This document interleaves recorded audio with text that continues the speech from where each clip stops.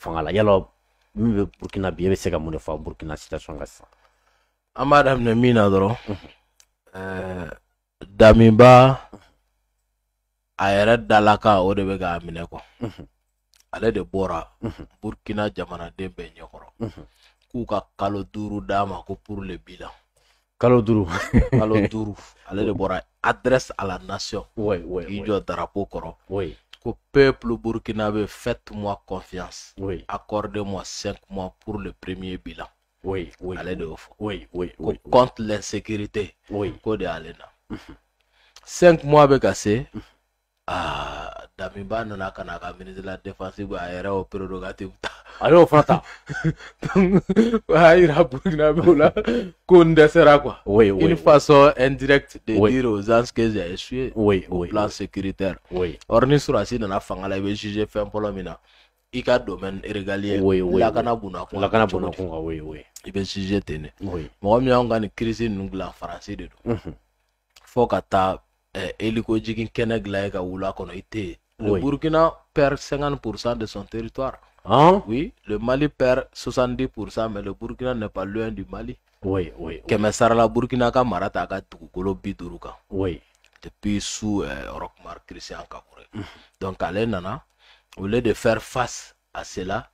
non ale tora mun na n tun bɛ MINUSMA na n ye 2 ans kɛ Bamako yan n taara n ye coup d'état kɛ n ye cogo n ka to Faransi kɔ a bɛ sen kelen bila kini fɛ a bɛ kelen bila numan fɛ a ma siraba minɛ ale tora camancɛ la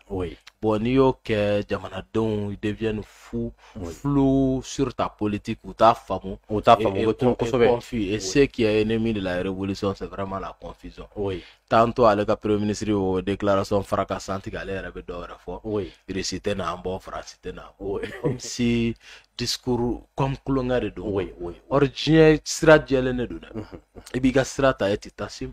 mais ka to hésitation na i sen kelen bɛ Moscou yan fɛ i sen kelen bɛ Tour Eiffel sanfɛ bon sira fila tagamanba i dara bɛ waga ko donc o baara de y'a sɔrɔ donc a yɛrɛ ye min fɔ jamanadenw o sɔrɔsiw bɛɛ y'a kɔnɔ o date de la et pendant ce temps lui il dit que la chose c'est pour lui donc si tu fais la chose la chose là ko si tu veux la chose ko il faut faire ta chose ka jamana ko yɛrɛ kɛ chose ko kuma ye ka taa kɛ fɛn ko kuma ye comme si on est des choses donc ale y'o baaraw de kɛ a ma majigin sɔrɔ a ma sɔn ka Assimi Mani a sira ta tora n sen kelen Blaise i bɛ Blaise wele kiri bɛ mɔgɔ min kun kan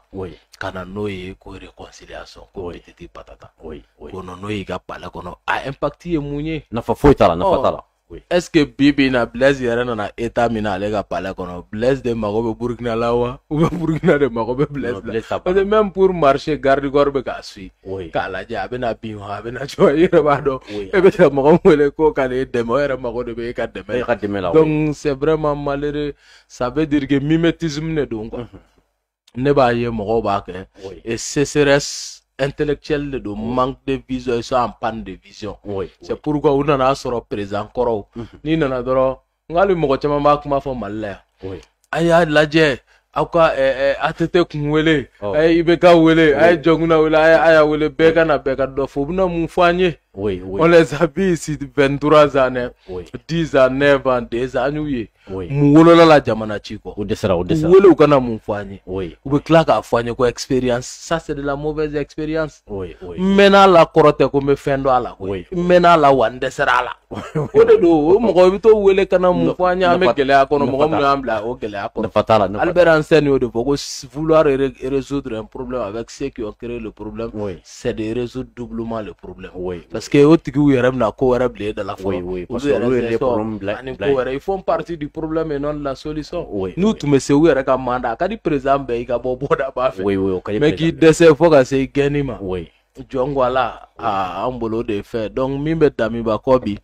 an bolo a ma sɔn ka sira tilennen de minɛ o de y'a sɛgɛn donc ala nalen Mali la an bolo a bɛna au moins sira jɛlen minɛ a bɛna ko dɔw fɛ a ka première visite kɛ Mali ye ka fɛn caman kun bolo a nana tuubi ta donc a bɛna bɔ yan i bɔra Magan i jurumu kafari la i bɛ saniya i bɛ sira ta kɔfɛ a ɲɛ b'a la tugun n'a tɛ don ka bɔ la a don k'a bɛ New York a bɛ yala yala la pour ka se ka alsa Occident ni France ga intérêt la fasa donc a ma son ka sira kelen minɛ quoi oui et la Barkhane tɛ se ka kɛ terroriste dɛmɛbaga ye Mali k'o fɔ k'o daluya fɔ oui et ma son k'o lajɛya quoi c'est très grave puisque on a des camarades au Burkina olu ye ne yɛrɛ invité donc moi j'ai voulu n ko n bɛ taga yen oui ka taa an ka échanger ka fɛn caman kɛ j'ai vu que ja halisa Burkina ka da sɔgɔlen don Mali ɲɛ ne tun bolo k'u ye da yɛlɛ o bilahi u m'a yɛlɛ ne de bɛ k'a f'i ɲɛna j'ai tenté CEDEAO ka sanction bɛ ne kan donc ne ko n bɛ taa Burkina j'ai cherché n y'a ye da tugulen don an ɲɛ ja Guinée de y'a ka da yɛlɛ Burkina m'a yɛlɛ or anw ye coup kɛ aw nana ka coup kɛ Guinée ye coup kɛ an bɛɛ bɛ yen an bɛɛ b'o minɛn kelen kɔnɔ mais mun na CEDEAO fana ban yɛrɛ y'a kɛra kuma Burkina ka situation na ko c'est un poussiste de bonne foi takɛla min don k'a ŋaniya jɛlen u ye de fɔ a ma u y'a qualifié ten de ko nin ni Assimi ni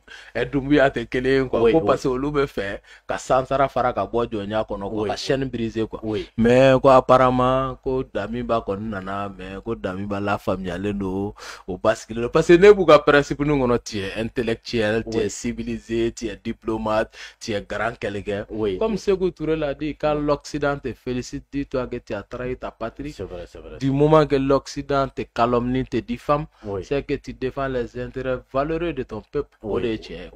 Donc, Sékou Touré, Ahmed Sékou Touré, min fo, puis on lui a Damiba de tano. Donc, Assimi Doumbouya la aussi. Mali est communiqué que très clairement qu'on se désolidarise des sanctions inhumaines, illégales et illégitimes contre la République serbe de la Guinée et ne donnera aucune suite à cela. Ni ne tchèya quoi, ni ne africain, ni ne souveraineté quoi. Il va réaffirmer. Aw b'anw dɛmɛ an b'aw dɛmɛ hɔrɔnya kɛnɛ kan quoi. Modibo Keïta, Ahmed Sékou Touré, u siɲɛtabagaw bɛ jamanaw kɔnɔ. Mais je les encourage davantage Gandhi.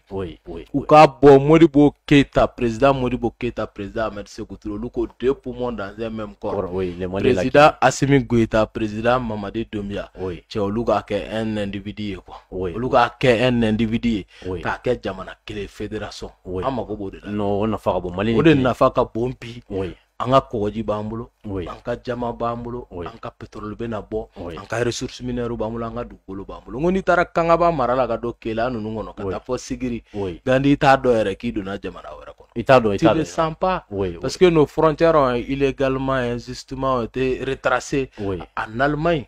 Il y avait aucun Africain dans la salle. Le jour où Afrique quartier bon, Africain kelen de salle kɔnɔ. C'est pourquoi Afrique quartier yɛrɛ kɛra b'a fɔ point d'interrogation. Il suffit que Madagascar la jigi duguma dɔɔni dɔrɔn a kɔrɔ de ko qui est-il et yɛrɛ jɔ point d'interrogation parce que africain ka ɲi ka question de poser a yɛrɛ kun nin mun ye nin kɛ ne ka quartier jɔn ye nin kɛ africain kelen kun t'a salle kɔnɔ. Modibo Keïta a dit tout ce qui est fait pour toi sans toi est en réalité fait contre toi. I kun tɛ di kuntigi kɔ quoi. Donc o de la ne bɛ mɔgɔw fana caman ye minnu bɛ ala Afrique quartier yɛrɛ turu a kun kan ko parce que nin t'anw ye quoi. Donc halisa an bɛ k'an yɛrɛ de ɲini an ka ɲi ka nin frontière ni micro état ninnu ci ka bɔ yen ka kɛ jamana kelen et anw ka jamana ye irisila fila ni tila de. Wallahi la Russie fait 17 millions de superficie, kilomètres carrés de superficie. Mali te 1 million de kilomètres carrés en termes de superficie. Mali tan wɔɔrɔ de bɛ bɔ irisila la. Kosɛbɛ mais irisila fila ni tila de bɛ bɔ Afrique la. 30 millions de kilomètres carrés de superficie africaine, 1 milliard de population, il n'y a aucune ressource naturelle minière qui n'est pas présente sur le sol et le sous-sol africain. Athée. Non, pas quand les ressources be manga fara ɲɔgɔn kan dɔrɔn e u taara o mise en scène ni kɛ Macky Sall ni fɛnw ko ka droit de veto 16 kelen di Afrique ma ko Afrique n'o ka kan mais c'est pas comme ça. C'est pas comme ça. Hali ni y'o di tan o bɛ bi bolo jumɛn kɔnɔ a bɛ di Union africaine de ma n'a dira Union africaine ma a bɛ di CEDEAO ma olu de bɛ sigi kulukulubaw communautés de bɛ sigi k'a ɲɛfɔ Union africaine contrôlelen don ni Union européenne ni France donc e bɛ taa an ka mun CEDEAO b'o cogoya kelen na e bɛ taa an ka mun di o ma an bɛ taa an da don o kuma la ɲɛ bɛ dɔw la ko Mali kun ka t'o jɔyɔrɔ kɛ ko Mali bɛ ka souveraineté ko kɛlɛ kɛ souveraineté d'accord mais pas k'a kɛ mise en scène ye. Oui, mise en scène. Par exemple, sur les 84 pays qui composent l'aménagement au Mali, il y a 80 pays qui sont la France et ses alliés. Au biche qui est français, Ivoirien ou Nigérien ou Nifon, le bas. donc am ta nyere do man Tchadien on non tiens olu kan kunchi tuma ni iko bikibe 16 d'Afrique ma ouais kan caresser de quoi ça c'est encore nous faire endormir ka an kunchi kanya quoi parce que ni be fait ka faire mo ma ba la sno quoi donc be fait ko bara de ke o manipulation yi o te marcher en nya ko am be bon Nations Unies na de abe ba fo ne be ka fo ko ni so man ko so me na free quoi e be ka fo ne ko no ko ndale me pièce mi ngono ko ngabode ko no kata pièce duguma pièce ko no ko confort be quoi or l'immeuble le bâtiment va s'écrouler donc e be ne pièce côté au moins je change de bâtiment sinon je change même de quartier am go ko am te to bâtiment ngono te ante to ala adugula am ko bara de ni am ka nyini ne irisila ka bo ni Chine en kan tigɛ di ɲɔgɔn ma an ka bɔ nin kɔnɔ Amérique latine Cuba Iran kan ka blogu tɛ dɛ Nations Unies kura hali dɔw bɛ k'o de fɔ n kɛlen k'a fɔ PCFM kan ko non ko BRICS bɛ ko Mali ka dɔ kɔnɔ an bɛ taa mun ta BRICS kɔnɔ ko Brésil ni Inde ni Russie ni Chine k'olu ka fɛn dɔ bɛ yen ne bɛ taa don mun blogu fitinin kɔnɔ diɲɛ kotigiya bɛ ka décider ni fɛn non i ni polaire bɛ ci de a bɛ kɛ bipolaire ou bien multipolaire k'a yɛrɛ kɛ kotigiya tɛ to États-Unis ni France ni Angleterre bolo dɛ fo ka diɲɛ wuli États-Unis de b'anw ka fɛnw prix sigi fɛn tɛ bɔ aw fɛ yen aw de b'o prix sigi aw ni France sanu tɛ France foyi tɛ hali gabakuru t'a dugukolo jukɔrɔ anw ka dɛɲɛ bɛ bɔ anw ka sanu bɛ bɔ olu de bɛ to o prix fɔ mun de kɛra a bɛ fɔ anw ye aw tɛ usine jɔ a bɛ fɔ aw ye aw tɛ nin baara kɛ wa anw de b'aw ka kalan financer à 70% aw bɛ nin programme de kalan wakati min na mago bɛ an ka se ka an ka sanu ko kalan parce que sanu m'an ka dugukolo jukɔrɔ u bɛ taa tɔn feere kɛ b'a kalan non a ma nɔgɔn mun fɔ tɔn ye non a ma nɔgɔn ka ɲɛnamaya kɔnɔ mun tɔn ko kɛra o n'a ɲɔgɔnnaw donc pour nous an bɛ k'o baarabaw de la ɲini dɔw b'a la ko an kan da don la ko Mali bɛ souveraineté ko kɛlɛ la ko ka taa siège kelen ɲini ko pour que Mali ka kɛ Afrique ka kɛ membre permanent du Conseil de sécurité des Nations Unies on dit que aw kana na manipuler ça ni manipulation ne aw bɛ mɔgɔ min ka baara la aw b'a dɔn anw yɛrɛ b'a dɔn donc c'est pourquoi an tɛ fɛn fɔ aw ɲɛna mais jamanadenw de bɛ fo nin bɛɛ la parce que a bɛ fɔ ko la misère y a pas meilleur conseiller au monde que la misère ko kojugu de ye maa karamɔgɔ ye tɔɔrɔ min dara malidenw kan ni maaw fɛ o ye bɛɛ kɛ saba ye bi Mali kɔnɔ e ma ye dɔw bilala bo ɲagalen Sogo to denmisɛnniya la k'u kɔrɔ fɔ k'u fiyɛ parce que n'i ye tu ni ca fɔ e tɛ ka tiɲɛ fɔ jamanadenw b'i bila u bɛ bɛɛ suit Gandhi u bɛ bɛɛ suit ni e Gandhi yɛrɛ bɛ hali i ka jateminɛ kɛ n'i b'i ka commentaire lajɛ i b'a dɔn ko jamanadenw dalen don i la cogo min na wa don min n'i jɛgɛnna fitinin u bɛ taa f'i ye ko Gandhi an b'i dɔn ta Gandhi to nin sira parce que kuma de b'an bolo anw médiatiselen don a kɔrɔ tɛ walayi k'an kalannen don n'u ye a kɔrɔ tɛ k'an bɛ kodɔn n'u ye a kɔrɔ tɛ walayi ala k'an bɛ faso in fɛ n'u ye mais ala bɛ dɔ garisigɛ jɔyɔrɔ dɔ la wagati dɔ la bonya ni karama dɔ don ala ka nɛɛmaw de don wa wagati ko de don n'i y'o dɔn i b'i ma jigin quoi i tɛ fili yɛrɛ ma i tɛ bɔ i minɛn kɔnɔ c'est pourquoi mɔgɔw bɛ ye i ma jiginnen don i b'i ka moto kan i bɛ bɛɛ bonya éducation ko b'a la diinɛ ko b'a la mais yɛrɛ dɔn surtout o de fana b'a la malidenya de y'o ye quoi wa minnu bɛ k'a lajɛ Gandhi an kana jɔ o la peuple in bɛ kodɔn dɛ walayi u bɛ kodɔn o de la politique mɔgɔ ninnu ka sɔrɔ ne tɛ kuma o e ma ye ne hakili latigɛlen bɛ kuma u b'u sɔrɔ u ɲɛ u b'u sɔrɔ u bɛ jamanadenw sɔrɔ u ɲɛ walayi caman ba de bɛ campagne kɛ Facebook kan u tɛ sɔn ka taa terrain kan dɔw tun bɛ yala yala ko meeting sisan u ka jama koli kɛ o jama min n'i y'a koli o jama b'i ti walahi u b'i ti hali n'i y'u sara k'u lɔgɔma u tɛ sɔn ka meeting sigi wa caman bɛ ɲina élection présidentielle bɛ ja trop n ko caman b'a kɛ téléw ni radios kan parce que si tu vas au contact des populations Gandhi u bɛ ko da i kan parce que bɛɛ somɔgɔ dɔ sara crise in na bɛɛ ka marché dɔ tiɲɛna bɛɛ dɔnbaga dɔ sara 20 000 Maliens an bɛɛ ye so kelenw de ye nous sommes véritablement un peuple un petit une fois donc o de kama bɛɛ donnen don ɲɔgɔn na an ka brassage degré ka élevé don kosɛbɛ o kama n'i nana k'i bɛ kuma sugu dɔw fɔ i bolo k'i bɛ k'a semi buruja k'i bɛ ka jamana buruja mais i yɛrɛ ka militants na i ka parti kɔnɔ i bɛ ko le buruja o bɛɛ bɛ bɔ i kɔ wa don min n'i ko i bɛ taa au contact des populations i b'a dɔn o don ko ja wulu ma ka bɔ misiri kɔnɔ siga t'a la siga t'a la bɛɛ nin bɛ dansigi an ka bi jamukan na i ka folikan laban ni ka kuma kuncɛ kuma n ka folikan laban ye min ye o ye ka yɛrɛ wolo tɔndenw fo k'a fɔ halisa an ka to jɔlen min ye MINUSMA ko ye an ye 10 commandement bɔ a tɛ mɛn tugun an bɛna tabale gosi Gandhi ah MINUSMA na tabale gosi kosɛbɛ MINUSMA tɛ se ka to an ka jamana kɔnɔ ka n'i tɛ yiri bolo kana k'i t'a dili bɔ quoi n'i m'o kɛ a bɛ bolo kura nugu donc Faransi min y'anw jugu ye MINUSMA ɲɛmɔgɔ a bɛ Faransi de kɔnɔ a n'a jɛɲɔgɔn n'a bɔra Algérie Iran Chine Turquie o 4 na bilahi a tɔ 80 bɛɛ ye Faransi n'a jɛɲɔgɔn ye 84 pays membres 15 000 hommes civils et militaires o de bɛ MINUSMA kɔnɔ wa u ko Faransi barika ntalen k'u tɛ se k'u yɛrɛ lakana minnu b'a fɔ a y'u to yan u bɛ effectif dafa u bɛ défilé de mode de la an ka jamana kɔnɔ Sadio Kamara Mali de engagement ta Nations Unies na k'u ka mandat mana renouveler ko Mali de b'u lakana bi Mali surasiw dɛ ole ke u ka taa Koro Bankas k'olu lakana Menaka Kidal mara Tɔnbukutu lakana Tawudeni o n'a tɔw Bajangara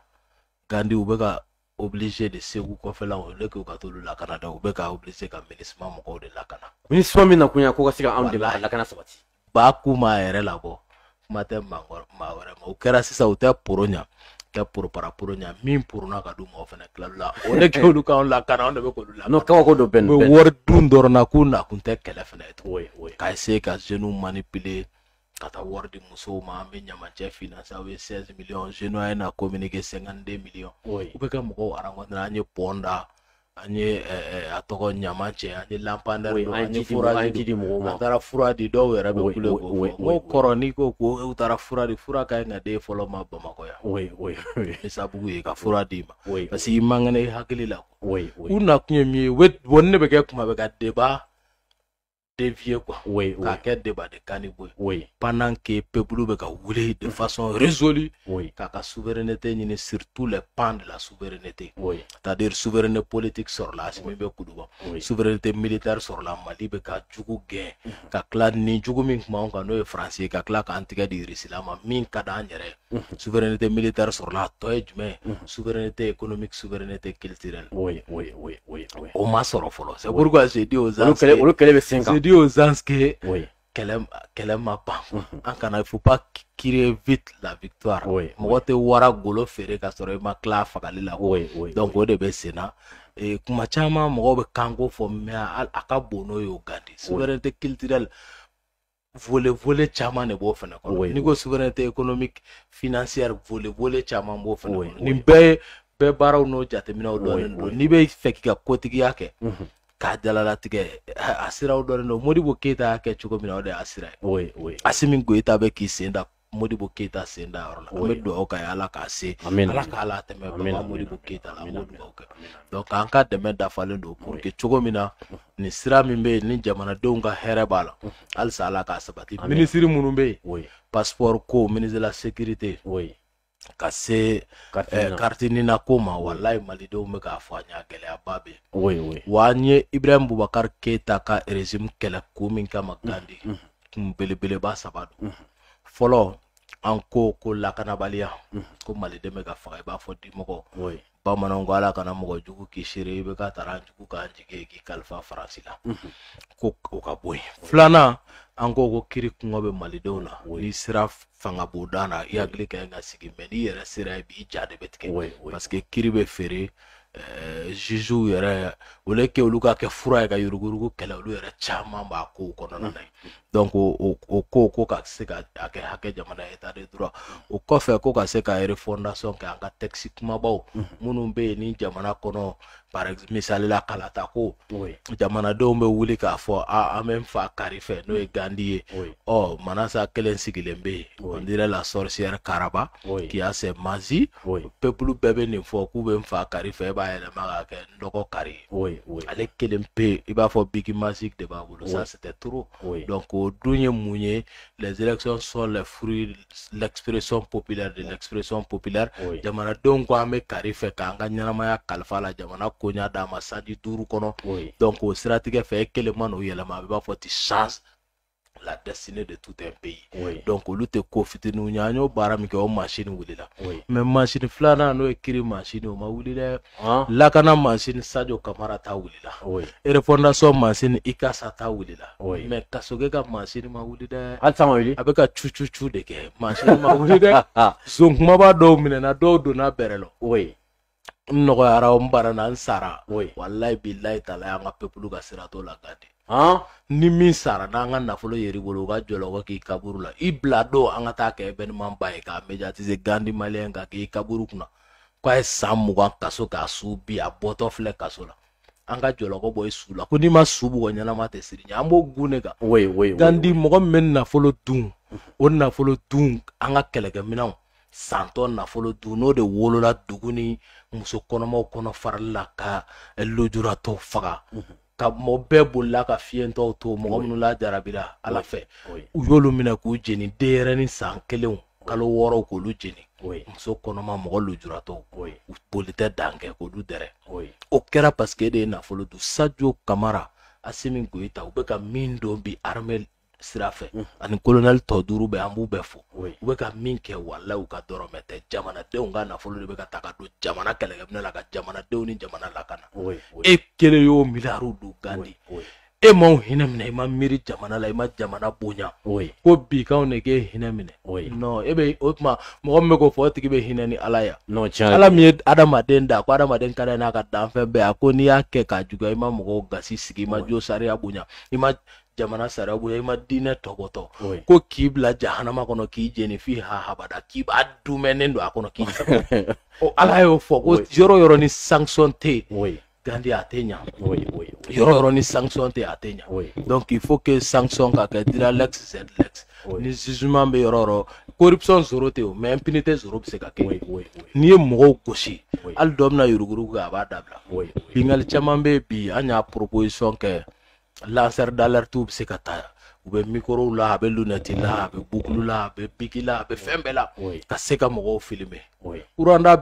o de ni trappol ka be fe ka kema fla kema nani nyeshi police ka ma circulation na ba fara nya ka fo gibi ou be ba ni syndicat ta ba fo ko camera do ten na fa do la parce que chama ne gara police be min la bi mo min bi ga mo da tu shina ra be min ka bla ka ta ba mo ka so bo mala ito tanke ko bete siram mais ambolo il faudrait que o machine ka wuli amaro gela chama mbala anka deme da falino kasoge yoro baraka bo mais amba deme alsa ali dombe jegeba ali morning yoro la dombe te jegeba mine